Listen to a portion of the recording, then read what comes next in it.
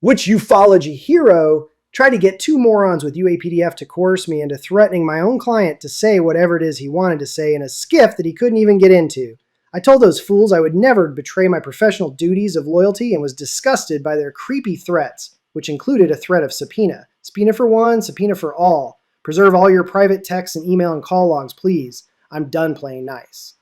In the week before the April 29th, 2025 skiff briefing, I received a signal call from Dylan Guthrie, acting attorney for the UAP Disclosure Fund, and Jordan Flowers, UAPDF's executive director.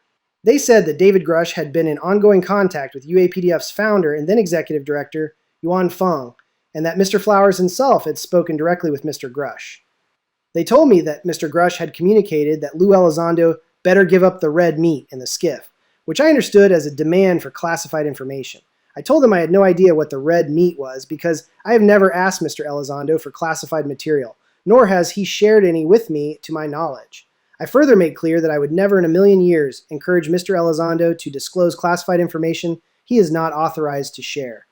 Mr. Elizondo can only disclose what has been approved by the executive branch. Mr. Guthrie and Mr. Flowers became upset at my refusal to influence Mr. Elizondo. They threatened that Mr. Grusch could cause a subpoena to be issued. I responded that subpoenas are no threat, that Mr. Elizondo is a volunteer witness, and that it makes no sense to try to compel him. I told them never to direct me on behalf of Mr. Grusch or anyone else about what to tell my clients.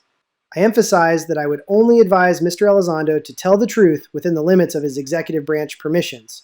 Notably, Representative Luna has now spoken publicly about subpoenaing Mr. Elizondo, forcing this unfortunate circumstance. I have already discussed this disturbing matter with Mr. Burleson. I have every confidence that Mr. Burleson will act in accord with his conscience, and 18 U.S.C. Section 122, 18 U.S.C. Section 1505, 1512, etc. I also encourage the UAPDF board, including its new and respected members, to investigate what Mr. Guthrie, Mr. Flowers, and Mr. Fung knew about these communications with Mr. Grusch. As an officer of the state and federal courts of Arizona, Colorado, and California, I will not allow anyone to improperly or arbitrarily attempt to coerce testimony from any of my clients or violate the law. So Elizondo never called in sick or responded in email that he wasn't feeling well or was under the weather or anything like that? I don't think so. It was Chris Mellon who was recovering from pneumonia. Guy came back from Machu Picchu to that dumb UAPDF show and was exhausted. Lou just had that commitment in Oregon and got just a few days' notice. But why not ask the more important question? They canceled the first skiff because of Grusch. Luna said it. But that is not what we were initially told. Some BS about scheduling legislation. It was just Grusch. He is why that first date failed and nothing changed in the second date. So WTF? Lou went out of his way, not in particular, to do his own show and tell, but to introduce others in government who appear to be doing work and must have learned of some things. He tried to bring all these people to help the three morons, and because Grusch is a control freak, he probably tanked it. Fine, good. Then let him take his 40 witnesses and find the UFOs on his own. Okay, thanks. And you're saying Luna canceled that April 29 meeting just because Grusch couldn't attend due to clearance issues and/or a scheduling conflict in Congress? No. Word was first from Benzine and was so non-specific it was weird. Then Dylan Guthrie of UAPDF called him. Still very little clarity. It only makes sense when Luna, who probably didn't get the message about what to say from Benzine/Burleson, told the fucking truth.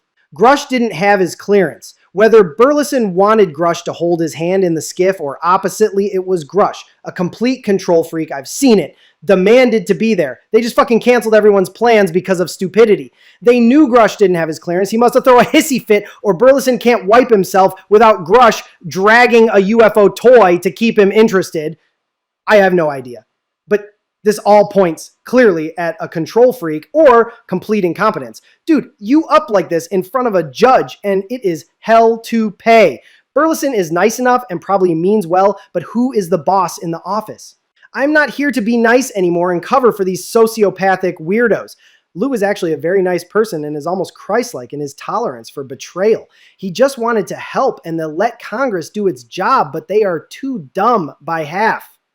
I mentioned that I have questions for the congressional leaders on the UAP caucus. Why did you cancel on April 29 but set for mid-May when Grusch still didn't have his security clearance? Was the real reason April 29 got canceled due to Dave Grusch demanding to be in the skiff? And here is a doozy. Did Grusch talk to people at UAPDF such as Jordan Flowers and Dylan Guthrie to push Ivan Hannel into directing Lou Elizondo to reveal NatSec info in the skiff without any permission from a controlling authority? The UAPDF crew are disgusting, except for Chris Mellon. They are manipulative cunts. I asked for clarity. Grusch called or texted those idiots, and Dylan and Jordan then called me together. Don't think that ever happened before, to tell me they had communicated with Grusch, and Grusch was essentially saying he was going to get at Lou in the skiff, and that fuckface Jordan Flowers then told me that if Lou didn't comply, he might get subpoenaed. Huh? I was like, first, you ever tell me to coerce my client over Grusch's threats into doing anything he doesn't want to do? You will learn a hard lesson. And I berated both of those clowns. Dylan has never been in a courtroom for threatening me with a subpoena for Lou. They are all so dumb. That is not even a threat. I deal with subpoenas all the time, and these morons can't get a subpoena to save their lives. Except now that I have insulted Luna. Dude, I don't know if there are aliens or not, and frankly, just don't even care. But Lou is a decent, if imperfect person, and these morons who play in the shadows are bad characters. And sadly, they have been guiding disclosure for some fucking weird future where they get in on it early like it was the .com era plus poltergeists. Grusch was going to get at Lou over what exactly? Who the hell knows? I mean, I don't know the Venn diagram of where they overlap in history and knowledge. I've just had too many experiences of Grusch being a complete control freak. Sure, he told his truth about biologics and 40 witnesses, but that does not give him a hall pass to impose his morality on others. Again, coercing people to tell me where the aliens are or whatever is unethical unless that person is legally bound to do so. I really don't know what Lou knows or doesn't know because guess what? I would never ask him that. It would violate, I assume, other rules he may believe his must follow. In sum, Grusch and Carl Nell are some of the worst people around, and people praise them and trash Lou when Lou has done what he can within his own moral ethical code. That I must respect. If Grusch knows where the aliens are, then say it. If not, STFU and go sell some condos in Colorado Springs. I try to be nice to everyone, but these lunatics have gotten a hall pass from me for far too long because Lou was always about turning the other cheek. But not me. I will fight back. Lou could too, but he is too decent to do so except obliquely.